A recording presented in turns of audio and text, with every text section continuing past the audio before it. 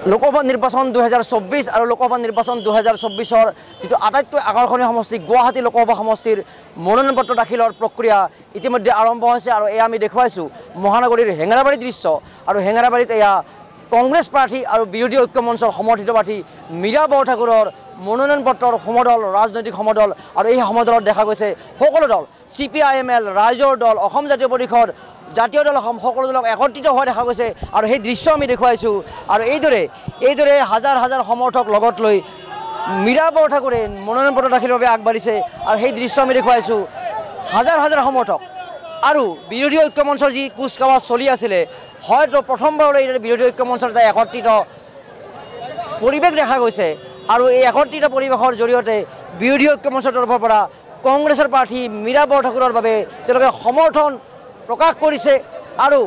মীৰা বৰঠাকুৰৰ প্ৰতি দেখা যোৱা এই স্বতঃস্ফূৰ্ত সঁহাৰিয়ে বিজুলী কলিতাৰ বিৰুদ্ধে এখন আকৰ্ষণীয় যুঁজ হ'ব এই কথা ওলাই পৰিছে কংগ্ৰেছ কৰ্মীসকল আহিছে CPIMৰ নেতাসকল আহিছে আৰু ৰাইজৰ দলৰ প্ৰতিনিধিসকল আহিছে আৰু এইদৰে মীৰা বৰঠাকুৰৰ বাবে তেওঁলোকে সমৰ্থন প্ৰকাশ কৰিছে